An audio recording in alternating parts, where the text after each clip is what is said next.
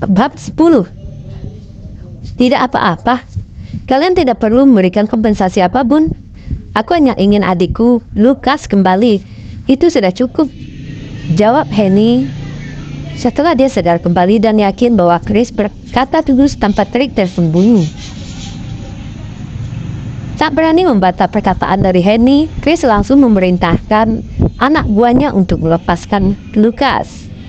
Itu adalah momen yang seolah sebuah mimpi bagi anggota keluarga Jennings, karena mereka tidak percaya bahwa mereka dapat keluar dari kasino dengan selamat tanpa mengeluarkan uang sedikit pun. Kami sangat berterima kasih Tuan Bason. Kami tidak bisa menyelamatkan Lukas jika bukan karena kamu. Jasmine mengucapkan terima kasih sebesar-besarnya kepada Wal. Berpikir bahwa Basonlah alasan Chris berubah total dalam sikapnya sehingga melepaskan Lukas tanpa syarat. Wal terkejut pada awalnya, namun alih-alih mengklarifikasi kesalahpahaman tersebut, dia sengaja menerima pujian tersebut tanpa malu-malu. Dia memanfaatkan kesalahpahaman ini. Ini hal sepele, bukan apa-apa, tapi hanya sekedar pengingat bahwa Chris tidak bisa dianggap enteng. Kalian beruntung setelah saya selesai menghubungi ayah saya dan meminta bantuan dari miliarder Jack Chen. Segalanya mungkin akan menjadi lebih buruk jika ayah saya tidak segera bertindak. Oh, jadi itulah yang terjadi sebenarnya. Semua keluarga Jennings, bahkan Henny, percaya cerita Wal ketika dia mendengarnya. Jasmine dan Lukas kemudian pergi, karena mereka harus pergi ke rumah sakit agar Lukas dapat dirawat karena wajahnya yang memar. Melihat peluang, Wal memanfaatkan selagi bara masih panas, lalu bertanya, Henny, saya akan bertemu dengan beberapa klien di Hyatt Hotel. Kami sudah memesan kamar untuk itu. Bisakah kamu datang mendampingi saya bertemu dengan mereka semua sekarang? Undangannya membuat Henny bingung. Dia tidak tahu bagaimana menanggapinya. Beberapa saat kemudian dia berkata, saya mohon maaf, tidak bisa untuk kali ini. Masih banyak yang harus aku lakukan dan aku juga merasa sedikit lelah. Aku akan pulang untuk istirahat dulu. Oh begitu, Wal kecewa, tapi dia menyembunyikan perasaannya di balik topeng sopannya. Tidak apa-apa kalau begitu. Sampai jumpa besok jam 10 pagi. Saya akan memastikan Anda mengadakan upacara paling rumit di kota kasino. Semua orang akan sangat iri padamu, Henny. Jangan mengecewakanku. Jangan khawatir, saya akan tiba tepat waktu besok, jawab Henny sambil mengangguk kaku. Baiklah, jawab Wal dengan senyuman penuh arti. Nalurinya merasa tidak nyaman dengan senyuman penuh arti di wajah Wal. Henny segera berbalik dan pergi meninggalkan pria itu. Sepeninggal Henny yang pergi dengan sedikit panik, terbesit kilatan kejam di matanya memandang ke arah kepergian Henny. Aku senang dia menjadi gadis yang baik hari ini. Dia tidak begitu menolak dan membantah saya sekarang. Aku yakin balas dendam besok akan terasa manis sekali. Sungguh senang sekali membayangkan momen besok yang akan kamu ingat seumur hidupmu, bisik Wal dalam hati. Setelah Henny bertemu kembali dengan Jasmine dan Lukas, ketiganya naik taksi pulang bersama. Saat mereka sampai, Arik dan Toddy sudah makan. Siapa bilang kamu bisa makan tanpa kami? Tegur Jasmine sambil melirik Arik. Lancang sekali. Alih-alih menanggapi, Arik menaruh beberapa sayuran di piring Toddy dan melanjutkan makannya. Dia bersikap acuh tak acuh. Dia sudah paham dengan sifat Jasmine. Apapun yang dia katakan dan lakukan pasti selalu salah di mata Jasmine. Jasmine semakin marah karena merasa diabaikan. Ya, makanlah. Itulah satu-satunya hal yang bisa kamu lakukan. Selain itu tidak ada yang bisa kamu lakukan. Kamu bahkan tidak dapat mengangkat satu jari pun untuk membantu ketika sesuatu terjadi dalam keluarga Jennings. Saat itu Toddy mendongak dan menyela. Nenek, ibu, paman, ayo makan. Henny melantarkan senyum lelah pada anak laki-laki itu dan pergi untuk duduk di sampingnya. Dia mengambil semangkuk gelas, semangkuk pasta, dan mulai memakannya. Aku tidak makan, aku terlalu kesal untuk makan apapun. Selera makanku hilang, lihatnya. Gerutu Jasmine melambaikan tangannya karena tidak puas sebelumnya dimasuk ke kamarnya. Tidak apa-apa bu, aku akan memasak untukmu nanti, kata Lukas. Oke, jawab Jasmine sambil mengangguk. Setelah makan malam, Arik membersihkan piring. Sementara Henny membacakan buku untuk Toddy hingga dia tertidur. Saat Henny kembali ke kamar, Arif sudah terbaring di lantai. Karena Henny menolak untuk tidur dengannya di tempat tidur, dia tidak punya pilihan selain tidur di lantai. Begitulah yang terjadi berjalan sepanjang pernikahannya selama ini. Aku akan menemani Wal besok, Henny berkata pada Arif setelah dia keluar dari kamar mandi. Aku tahu, jawab Arif dengan tenang tanpa ekspresi. Maaf, aku tidak bisa menjadi istri yang baik bagimu. Aku kecewa dengan kurangnya ambisimu, katanya sambil memandang Arif dari tempat tidur. Tapi itu bukan alasan bagiku untuk tidur dengan orang lain. Jadi hal terakhir yang bisa saya lakukan untuk Anda adalah bercerai. Hal ini akan menghindarkan Anda dari segala olok-olok memiliki istri yang selingkuh. Tanda tangani surat cerai dan kita akan pergi ke biro urusan sipil besok pagi, agar kita tidak punya ikatan apapun dan bebas melakukan apapun masing-masing. Ketika Henny melihat Arif tidak menjawab tapi menutup matanya, dia melanjutkan, ada 1 juta di kartu ini. Itu akan cukup untuk bertahan selama bertahun-tahun jika Anda membelanjakannya dengan bijak. Adapun Toddy, Anda tidak perlu khawatir tentang dia. Aku akan memastikan dia tumbuh menjadi pria yang baik. Saya akan mengubah nama belakangnya menjadi nama Anda dalam 2 tahun. Saya tahu itu penting bagi Anda. Bagaimanapun juga, kamu adalah ayahnya. Saya tidak menentang gagasan dia menggunakan nama belakang Anda. Dia kemudian mengulurkan kartu ATM kepada Arif. Kata sandinya adalah 6 digit tanggal lahir Anda. Pergilah tidur. Kita akan membicarakan perceraian besok. Saya tidak ingin uang Anda. Aku hanya ingin Toddy. Arif tiba-tiba membuka matanya dan memandang Henny dengan tekad. Bagaimana kamu akan menafkahi anak itu? Apakah kamu ingin dia menjadi orang sepertimu? Henny bertanya sambil menatap Arif. Tidak ada yang perlu kamu khawatirkan. Dia anakku. Saya akan pastikan dia menjadi orang terkaya dan paling berpengaruh di dunia ini nantinya, tegas Arif. Cukup dengan janjimu, Arif.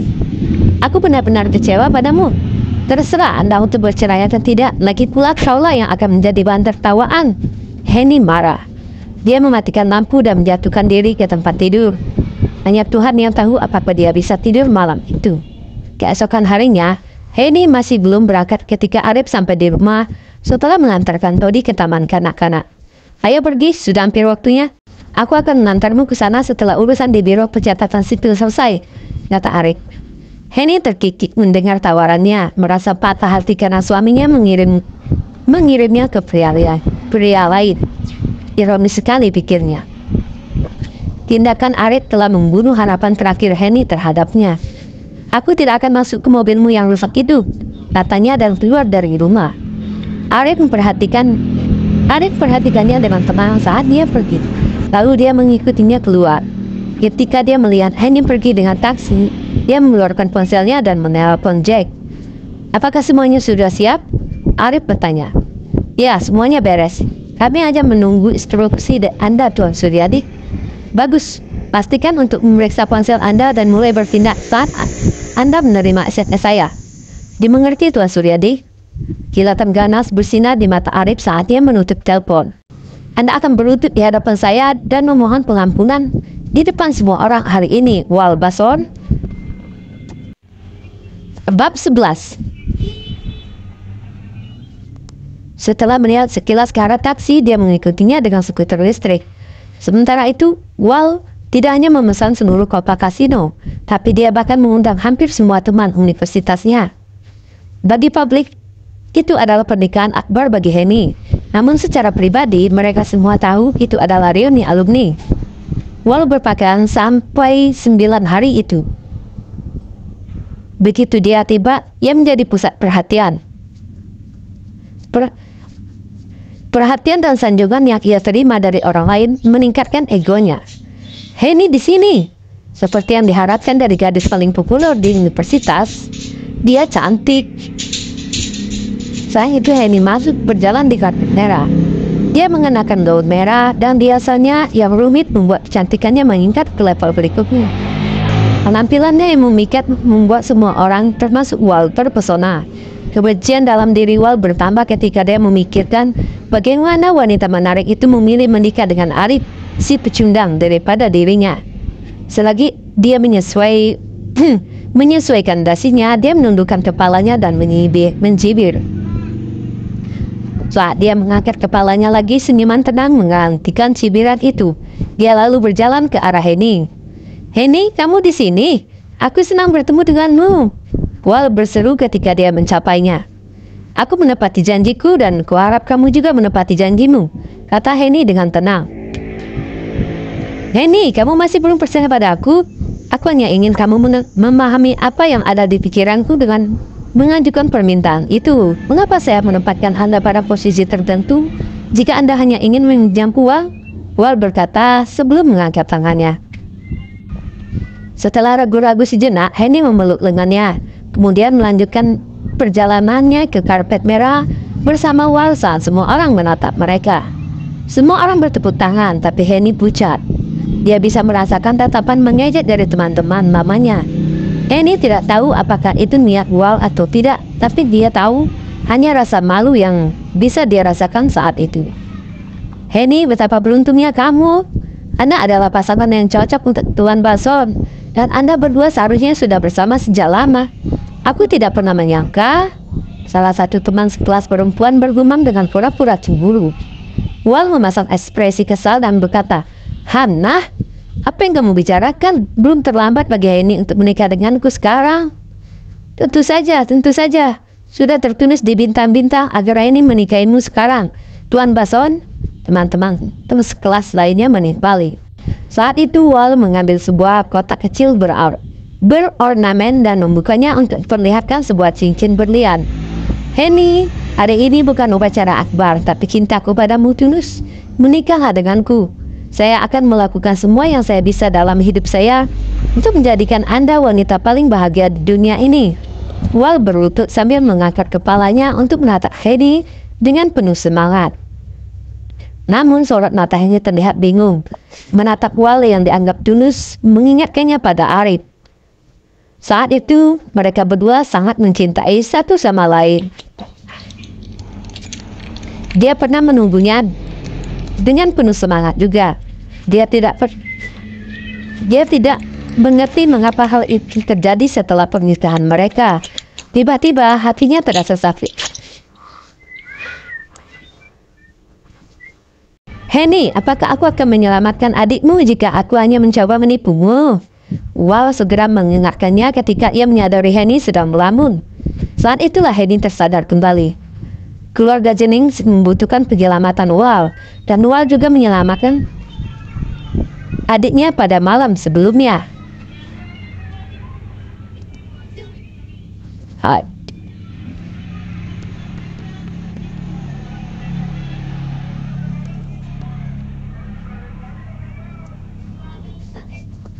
Sudah terlambat baginya untuk mundur sekarang. Terlebih lagi tidak ada gunanya lagi memikirkan hubungannya dengan Arif. Dengan pemikiran terakhir itu, Henny berhenti ragu-ragu. Dia mengulurkan tangannya untuk membiarkan Wal memasangkan cincin berlian di jarinya. Gedebuk, saat itu seseorang menendang pintu aula hingga terbuka. Ketika orang-orang berbalik, mereka melihat Arif masuk ke kamar. "Siapa itu? Aku tidak percaya dia mencoba membuat kekacauan di pesta Tuan Bason. Apakah dia memiliki keinginan mati?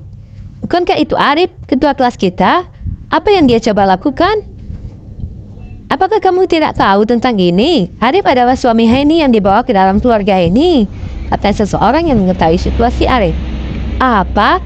Ketua kelas jenius kita menjadi menantu yang tinggal serumah dengan..."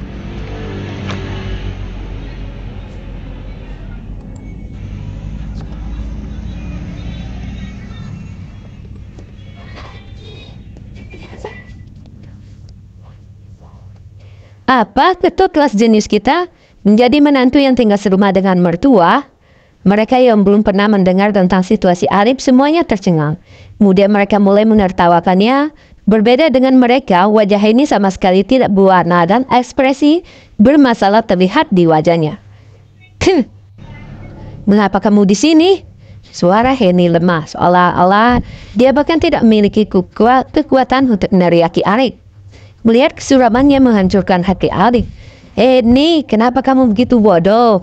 Bagaimana Anda bisa percaya pada Wal? Apakah kamu lupa orang seperti apa dia? Dia telah mengundang semua teman sekelas musik ke sini. Apakah kamu masih belum mengerti? Ini jelas jebakan. Dan dia ingin membalas dendam padamu. Arif berteriak. Jangan dengarkan dia, Haini. Dia berbicara omong kosong. Saya mengundang mereka untuk menyaksikan momen kebahagiaan kami. Jelas Wal perlahan sambil bangkit. Sebuah getaran mendera tubuh Haini. Pergi, Arif, tinggalkan kami. 3 kata darinya dan seolah-olah seluruh energinya telah terkuras darinya. Apakah dia punya pilihan? Terlepas dari Wal tulus atau tidak, pilihan bukanlah sesuatu yang dia miliki. Jika dia ingin meminjam 30 juta dari Wal, dia harus menggertakkan gigi dan menanggungnya. Ini jangan biarkan pecundang pengaruhi suasana hati kita yang gembira. Ayo izinkan aku memasangkan cincin di jarimu. Dengan itu Wal meraih tangan Henny dan memasangkan cincin berlian untuknya. Henny, apakah hubungan kita selama 5 tahun dan usahaku tidak cukup bagiku untuk mendapatkan kepercayaanmu? Semua warna hilang dari wajah Arif dan dia hampir bisa melihat pantulan dirinya sebagai kekacauan yang terpantul di mata Henny yang acuh tak acuh. Saat itu Shepard membawakan 2 gelas anggur. Wal mengambil gelas dan memberikannya kepada Henny. Henny, minumlah ini dan mulai sekarang kaulah yang akan kulindungi dengan nyawaku. Ucap Wal dengan takut. Henny meminum anggur bersamanya. Rasa logam memenuhi tenggorokan Arif sebelum dia mengeluarkan seteguk darah. Kemarahan telah mendatangkan malapetaka di tubuhnya dan lukanya sejak 8 tahun lalu kambuh lagi. Jantung Henny berdetak kencang. Tiba-tiba dia membuang gelasnya dan berlari ke arah Arif. Arif, kamu... Hati Henny terasa sakit dan air matanya mengalir tak terkendali di pipinya. Dia tidak pernah mengira Arif akan muntah darah karena amarahnya. Maaf, tapi aku harus melakukan ini. Jantung Henny berdebar kencang saat pikirannya kosong. Dia tidak bisa merasakan apapun selain gelombang kesedihan dalam dirinya. Henny, kamu tidak perlu minta maaf. Anda terlalu membenci betapa saya tidak berguna dan tidak ambisius. Sekarang saya akan memberitahu Anda orang seperti apa saya ini. Bab 12. Saat pertama kali kita bertemu, saya percaya diri dan tidak takut karena saya sendirian di dunia ini. Namun setelah memilikimu dan Toddy, aku bukan lagi pria yang tak kenal takut. Itu sebabnya Anda salah memahami pengekangan saya sebagai pengecut, dan saya tidak menyalahkan Anda untuk itu. Tapi tolong perhatikan aku baik-baik saat aku kembali ke identitas asliku. Dengan itu Arif menyeka darah dari bibirnya saat tatapan ganas muncul di matanya. Cara dia membawa dirinya telah berubah. Seolah-olah dia telah berubah menjadi dewa perang. Suhu dia olah turun dan semua orang menggigil. Jantung Henny berdebar kencang seolah dia sedang melihat Arif untuk pertama kalinya dalam hidupnya. Seolah-olah Arif telah kembali ke masa lalu. Kembali ke keadaan bertahun-tahun yang lalu. Keyakinan yang dia miliki sekarang adalah apa yang dia dambakan dalam dirinya. Wal dan yang lainnya terpana melihat sikap Arif dan mereka mengerutkan alis. Yang tidak berguna akan selalu menjadi tidak berguna. Apapun yang kamu lakukan, ini sudah menjadi milikku hari ini. Ejek Wal sambil menatap Arif. Sungguh tidak enak melihat wanita Anda memakai cincin dari pria lain dan berbagi minuman pernikahan dengan pria lain, bukan? Berjalan mendekati Arif, dia mendesis. Aku tidak hanya ingin membuat wanita meminum anggur pernikahan itu bersamaku, tapi aku juga ingin menjadikannya pusat perhatian. Di sisi lain, Anda hanya bisa menonton tanpa daya. Tidak peduli seberapa marahnya Anda, kamu hanya sepotong sampah, orang pecundang. Hak apa yang kamu miliki itu bersaing denganku? Demi mendapatkan seorang wanita. Wah,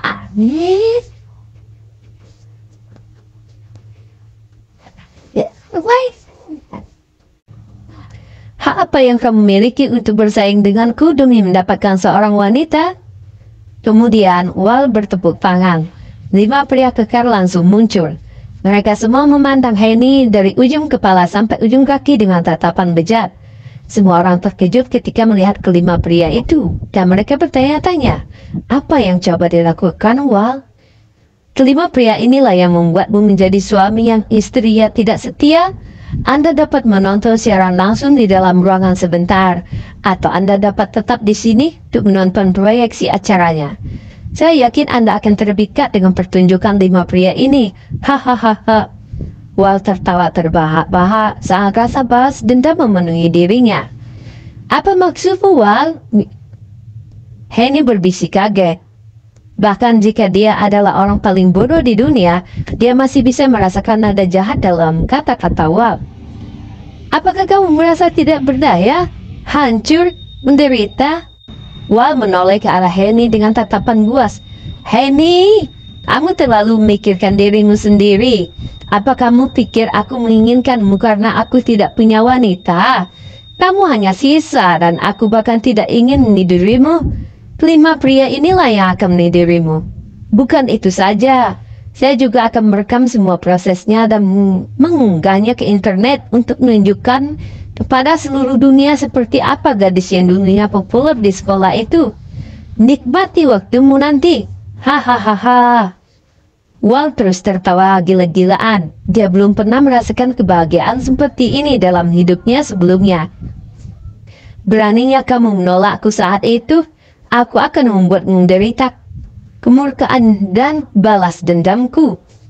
Rasa merindu menjalar di punggung yang lain ketika mereka mendengar kata-kata Wal. Pada saat yang sama, Henny terhuyung. Rasanya seolah jiwanya telah direnggut dari dirinya. Wajahnya berubah pucat saat keputusasaan mencengkeram hatinya. Dia tidak pernah menyangka Wal akan begitu kejam. Bagaimana dia bisa tetap hidup setelah ini? Satu-satunya jalan yang menunggunya setelah ini adalah kematian. Pikiran Henny menjadi kosong saat jantungnya tenggelam ke dasar perutnya. Wal kemudian mengangkat segelas anggur merah dan dengan gembira menesapnya.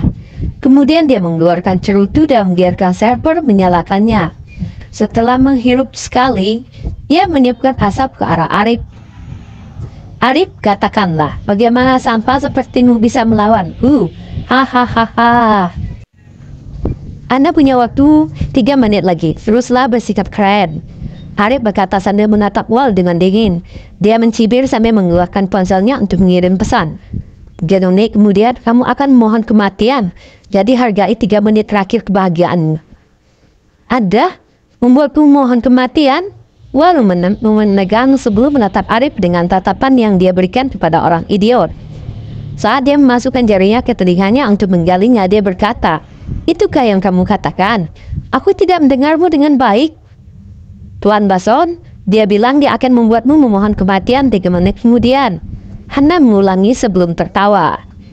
Wal menghisap cerutunya lagi sebelum menyiapkan asapnya ke wajah Arif lagi. Saat dia berbicara, suaranya terdengar menghina. Dengan apa kamu akan membuatku memohon kematian? Dengan mulutmu ini. Hahaha. Raja yang kejam. Saat itu, semua orang mulai tertawa terbahak-bahak.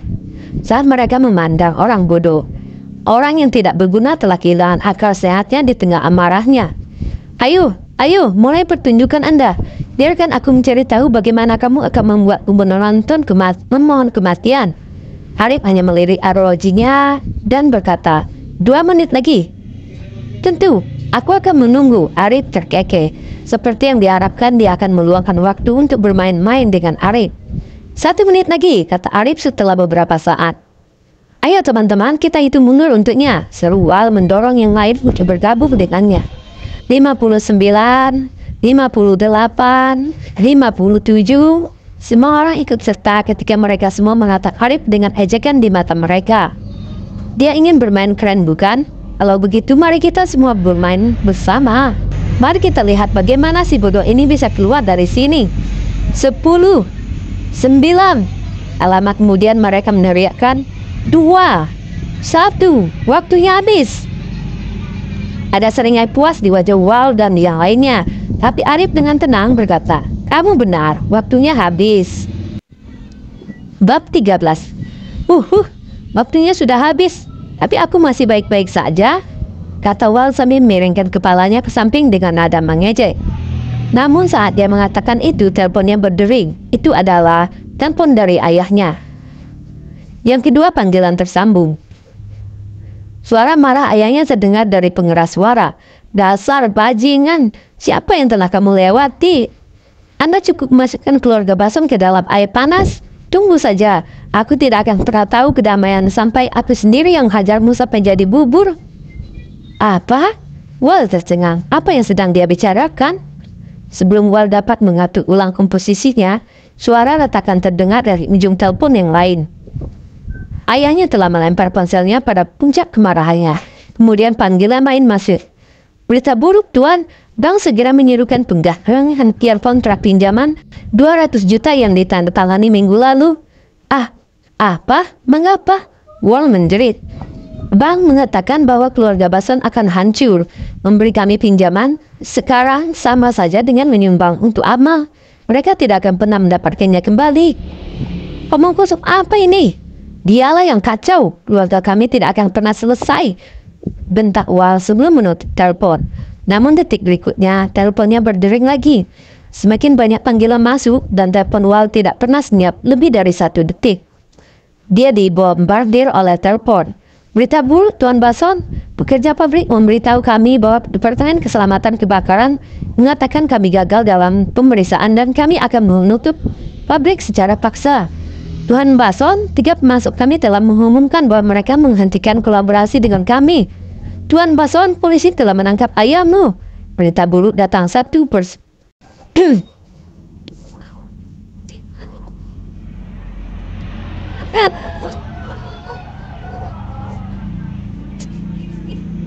Berita buruk datang satu demi satu, dan warna di wajah Wal memudar. Dia bahkan gemetar tak terkendali. Butir-butir keringat di keningnya membasahi wajahnya. Satu-satunya hal yang bisa dilakukan Wal hanyalah menatap Arif dengan ketakutan dan tidak percaya. Kamu? Itu kamu? Kamulah yang berada di balik ini, bukan? Bukankah kamu hanya menantu yang tinggal?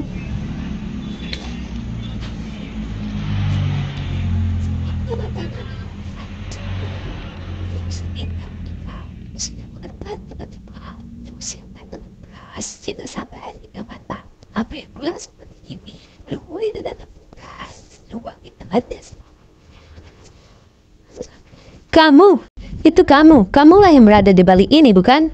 Bukankah kamu hanya menantu yang tinggal di rumah mertua? Bagaimana kamu melakukan ini? Dengan tatapan tanpa ekspresi, Arif berkata, apakah kamu masih ingat apa yang aku katakan kemarin? Aku bilang aku akan membuatmu berlutut dan memohon ampun. Berdebar, bentuk Wal lemas dan dia berlutut di depan Arif. Pesan dari Arif saja telah menghancurkan keluarga Bason. Kekuatan dan pengaruh yang dimiliki Arif membuat Wal terdiam karena ngeri. Dia panik dan dia ketakutan. Dia tahu bahwa keluarga Bason sudah tamat. Arif Suryadi telah menyembunyikan identitasnya dengan sangat baik.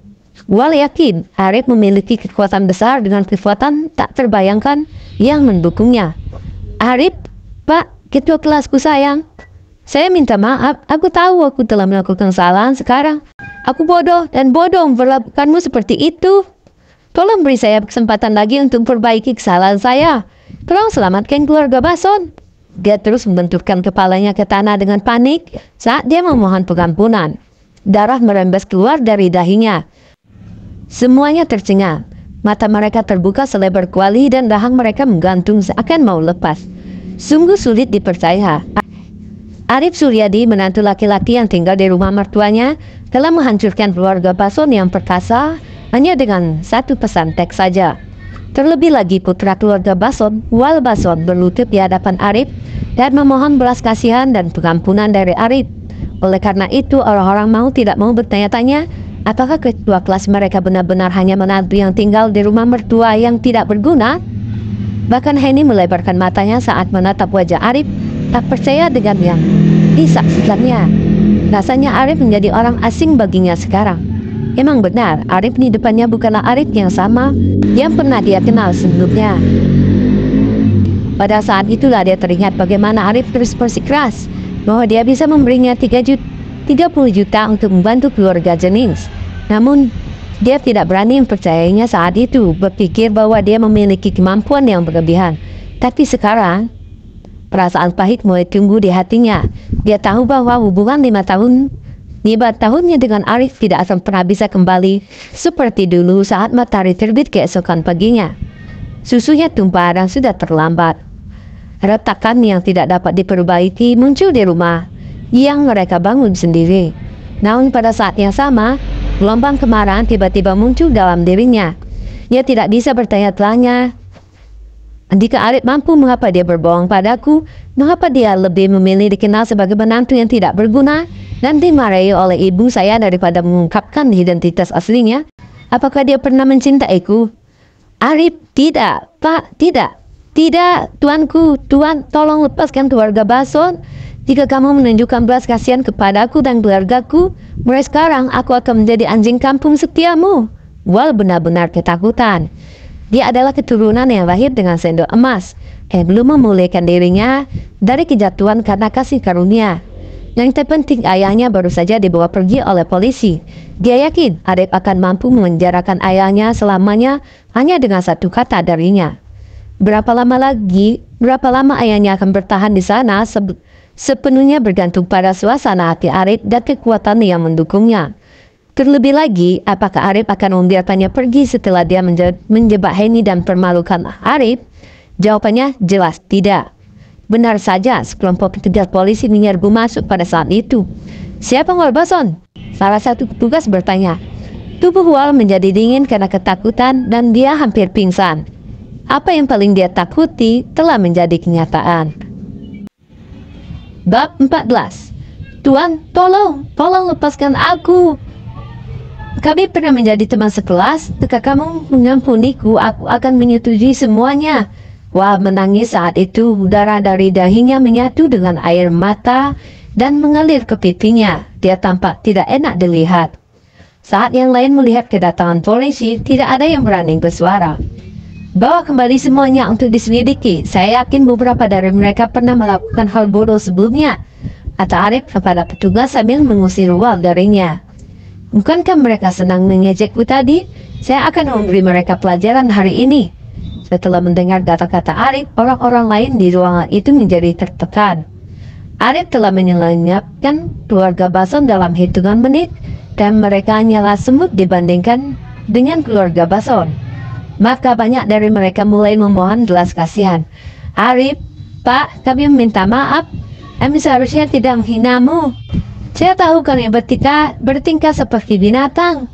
Sayangnya, Arif bahkan tidak mau repot dengan mereka saat dia diam-diam berdiri di samping. Petugas polisi tidak mengenali Arif, namun perkataan Arif membuat mereka menebak identitasnya. Mereka hampir yakin bahwa Ariflah yang mengincar keluarga Bason. Bahkan tokoh paling berkuasa di kota pun terlibat dalam masalah ini. Tentu saja, petugas tidak akan berani macam-macam dengan Arif. Bawa mereka semua pergi. Perintah komandan dan petugas lainnya mengantar semua orang keluar.